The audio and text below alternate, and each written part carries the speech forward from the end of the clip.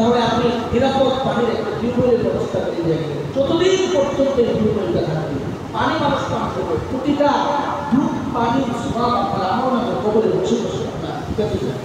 এটা কোনো পরিমাণে সন্দেহ নেই। নবী বলেছেন। 2 নম্বরে নবী বলেন আও ইলমিন ইয়ানতাফিউ বিহি, যদি দুনিয়াতে কেউ দ্বীনের শিক্ষায় দিতে যায়, নিজে কোরআন শিখছে, নিজে দ্বীন শিখছে, অন্য আরেকজন ভাইকে দ্বীন শিখাইলো, নিজে কোরআন শিখলো, অন্য আরেকজন ভাইকে কোরআন শিখাইলো, নিজে হাদিস শিখলো, অন্য আরেকটা ভাইকে হাদিস শিখাইলো, যতদিন পর্যন্ত দ্বীন শিখলেওয়ালা ব্যক্তিটা থাকবে আমার আমার মধ্যে সওয়াব যাবে। ওই ব্যক্তিটা যে ছাত্রটাকে তৈরি করে দুনিয়াতে রেখে দেওয়া গেল, ওস্তাদ কবরে বসে থাকবে, ছাত্র দুনিয়াতে বসে বসে কোরআন তেলাওয়াত করবে, প্রত্যেকটা সওয়াব ওস্তাদের কবরের মধ্যে দিতে থাকবে। 3 নাম্বার আল্লাহ নবী বলেন ওয়ালাদিন সালিহুন ইয়াদউ লাহু, যদি একজন বাবা অথবা মা নেককার একটা সন্তান রেখে দিয়ে যেতে পারে, নেককার সন্তান দুনিয়া জমিনের মধ্যে যতদিন পর্যন্ত থাকবে বাবার জন্য দোয়ার ইন্তজাম করবে, বাবার জন্য দোয়া করবে, নিজে নামাজ পড়বে, বাবার জন্য নামাজ নিয়ে দোয়া করবে, নিজে কোরআন তেলাওয়াত করবে, বাবার জন্য সেই কোরআন তেলাওয়াতের সওয়াব এদের পরে দিতে থাকবে।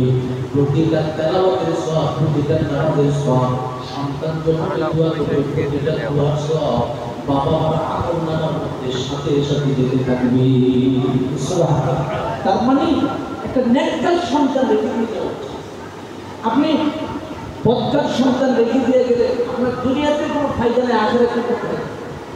আর যদি সুসন্তান আপনি একটা রেখে দিয়ে যান, সে মানুষের যে উপকার করবে ওই উপকারের সওয়াব আপনার আমল নামার মধ্যে যাবে।